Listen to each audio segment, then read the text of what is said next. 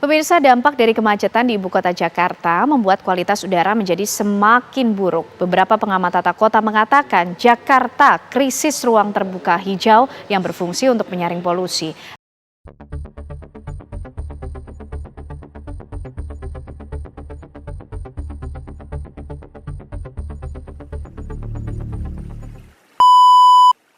Halo teman-teman, kami dari kelompok 4A akan mengajak kalian semua untuk mengetahui lebih jauh perihal persebaran ruang terbuka hijau yang ada di Indonesia. Sebelum ke pembahasan, sudahkah kalian menyimak video ini? Video tersebut menunjukkan bahwa ruang terbuka hijau di Indonesia belum merata. Oleh karena itu, dibutuhkanlah peta persebaran ruang terbuka hijau untuk mengetahui dan juga memantau pembangunan ruang terbuka hijau di Indonesia. Kali ini kami akan membahas peta persebaran ruang terbuka hijau di Kota Parepare, Provinsi Sulawesi Selatan. Adapun anggota dari kelompok 4 yakni sebagai berikut. Tanpa berlama-lama lagi, marilah langsung saja masuk ke dalam pembahasan. Simak videonya ya. Kota Parepare merupakan salah satu daerah di Sulawesi Selatan dengan luas wilayah sebesar 0,21% dari luas total daratan Provinsi Sulawesi Selatan atau seluas 99,33 km persegi. Menurut Peraturan Daerah Nomor 7 Tahun 2014 tentang pengelolaan ruang terbuka hijau untuk mewujudkan kawasan perkotaan 30%, Kota Parepare telah berhasil merealisasikan tujuan dari peraturan daerah tersebut dengan terciptanya ruang terbuka hijau sekitar kurang lebih 30,896 hektar. Yang pertama ada jenis peta. Di gambar ini ada peta ruang terbuka hijau. Apa itu peta ruang terbuka hijau? Peta ruang terbuka hijau adalah peta atau gambar dari hasil atau data tentang ruang terbuka hijau di wilayah tertentu. Nah, di gambar ini di wilayah Kota Parepare. Nah, peta ruang terbuka hijau di Kota Parepare ini termasuk jenis peta apa sih? Peta ruang terbuka hijau di Kota Parepare ini termasuk jenis peta tematik atau khusus. Karena peta ini menampilkan informasi atau tema bumi atau tema peta dengan tema ruang terbuka hijau. Selanjutnya yaitu ada sumber peta. Yang pertama itu peta ruang terbuka hijau ini dibuat oleh Badan Perencanaan Pembangunan Daerah Kota Parepare. Yang kedua, foto udara dari Badan Informasi Geospasial tahun 2012. Yang ketiga, peta RT RW Kota Parepare tahun 2011 sampai dengan 2031. Yang keempat, hasil penegasan batas tahun 2016 dan revisi tahun 2017.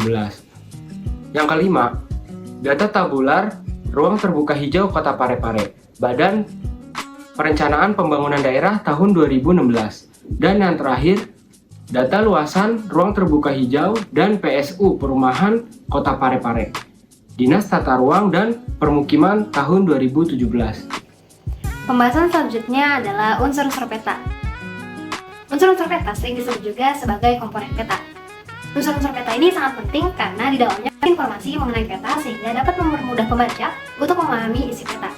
Berikut adalah unsur-unsur peta yang terdapat pada peta Kota Parepare Provinsi Sulawesi Selatan. Yang pertama adalah judul peta. Judul peta ini menggambarkan isi yang akan digunakan di dalam peta. Adapun judul peta yang kita gunakan dalam video kali ini berjudul Informasi Spasial Peta Ruang Terbuka Hijau Kota Parepare Provinsi Sulawesi Selatan.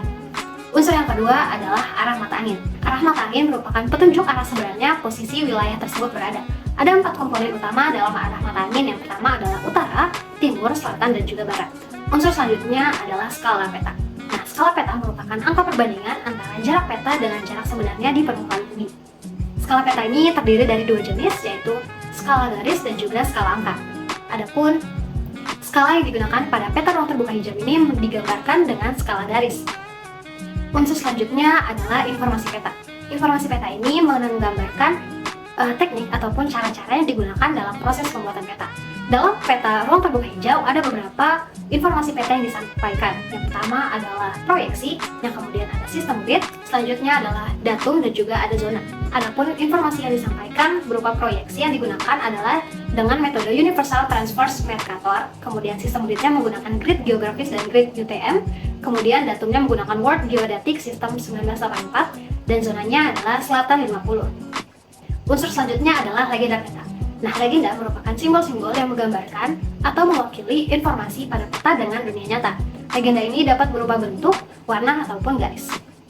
Nah, dalam peta ruang terbuka hijau ini ada beberapa legenda berupa bentuk, garis, dan juga warna yang disajikan. Misalnya, titik yang berwarna ungu dan berbentuk bulat ini menggambarkan pusat kota. Kemudian garis putus menggambarkan batas wilayah kelurahan. Kemudian ada warna-warna seperti warna hijau, merah, ungu, dan lain sebagainya. Unsur selanjutnya adalah titik koordinat. Nah, seperti yang kita tahu, titik koordinat merupakan titik pertemuan antara garis lintang dengan garis bujur. Selanjutnya adalah garis khayal. Nah, garis khayal ini merupakan garis yang digunakan untuk membantu menentukan lokasi dari suatu wilayah di permukaan bumi dan dinyatakan dalam bentuk derajat. Nah, garis lintang dan garis bujur itu termasuk ke dalam garis khayal. Unsur selanjutnya adalah lettering. Lettering merupakan tulisan-tulisan menarik yang ada di dalam peta. Adapun lettering yang digunakan pada peta RTH ini menunjukkan tulisan wilayah, kemudian ada batas, dan juga ada teluk. Unsur selanjutnya adalah inset. Inset merupakan posisi peta jika diletakkan di antara peta lainnya. Nah, kita lihat pada inset peta di bagian bawah peta RTH ini tergambar pada titik kotak merah yang berada di tengah-tengah. Kemudian selanjutnya adalah sumber peta. Nah, sumber peta merupakan acuan yang digunakan dalam pembuatan peta. Jadi, dalam melakukan pembuatan peta ini harus berdasarkan data-data dan juga sumber-sumber yang telah diteliti sebelumnya. Adapun sumber-sumber yang digunakan dalam pembuatan peta RTH ini adalah yang pertama adalah foto udara dari Badan Informasi Geospasial tahun 2012, peta RT/RW hasil penegasan batas tahun 2016 dan direvisi tahun 2017, data tabular dan juga ada data luasan RTH dan PSU. Unsur selanjutnya adalah pembuat peta. Nah, pembuat peta ini adalah badan ataupun institusi lembaga yang membuat dan mengesahkan. Nah, peta ruang terbuka hijau ini dibuat oleh Bapeda Pemerintah Kota Parepare. Bapeda sendiri merupakan kepanjangan dari Badan Perencana Pembangunan Daerah. Oke, untuk selanjutnya yaitu informasi peta. Nah, jadi yang pertama yaitu alasan pembuatan peta RTH ini. Jadi pembangunan wilayah di Kota Parepare ini tidak merata menurut tata ruang yang baik. Pembuatan peta RTH dimaksudkan untuk memberikan gambaran kepada pengguna tentang spesifikasi pemanfaatan ruang terbuka hijau serta menjadi pedoman dalam merencanakan kegiatan yang relevan dan efisien. Kemudian yang kedua yaitu sasaran peta RTH. Jadi peta RTH ini ditujukan untuk masyarakat dan juga pemerintahan yang bertugas untuk menciptakan serta mengelola RTH itu sendiri. Pemerintah dan masyarakat memiliki peran yang besar terhadap penciptaan dan juga pengolahan RTH ini. Kemudian yang ketiga yaitu tujuan peta RTH. Menata ruang terbuka hijau merupakan salah satu upaya perencanaan kota agar membatasi pembangunan secara berlebihan dan mampu menembak ekologis dari berbagai aktivitas manusia yang berkaitan dengan gangguan proses alam pada lingkungan perkotaan, sehingga mampu menjaga keseimbangan antara lingkungan alam dan lingkungan binaan yang berguna untuk kepentingan masyarakat umum. Selanjutnya ada manfaat peta. Manfaat dibuatnya peta ruang terbuka hijau di Kota Parepare yang pertama memudahkan pengklasifikasian ruang terbuka hijau di Kota Parepare itu sendiri. Yang mana klasifikasi ruang terbuka hijau berdasarkan kepentingan pengelolaan adalah untuk yang pertama kawasan hijau pertamanan kota, kawasan hijau hutan kota, kawasan hijau rekreasi kota, kawasan hijau kegiatan olahraga, kawasan hijau pemakaman, kawasan hijau pertanian, kawasan jalur hijau, dan yang terakhir kawasan hijau pekarangan. Manfaat yang kedua ialah memberikan informasi persebaran ruang terbuka hijau di Kota Parepare. Yang mana hal ini berarti berkat pengklasifikasian ruang terbuka hijau, maka pembaca akan lebih mudah untuk mendapatkan informasi persebaran ruang terbuka hijau di Kota Parepare itu sendiri. Manfaat yang ketiga ialah memonitoring ruang terbuka hijau sesuai dengan pemanfaatannya. Maksudnya di sini, pengelolaan ruang terbuka hijau di Kota Parepare harus diimbangi dengan mekanisme pengawasan. Dalam hal ini, pemerintah melakukan pengawasan otomatis yang tentunya dibantu oleh masyarakat setempat. Manfaat yang terakhir ialah merealisasikan pembangunan ruang terbuka hijau hijau. Ini sesuai dengan Undang-Undang Nomor 26 Tahun 2007 tentang penataan ruang yang menyatakan bahwa paling sedikit 30% dari luas wilayah kota harus berupa ruang terbuka hijau dengan rincian 20% merupakan ruang terbuka hijau publik dan 10% sisanya merupakan ruang terbuka hijau private.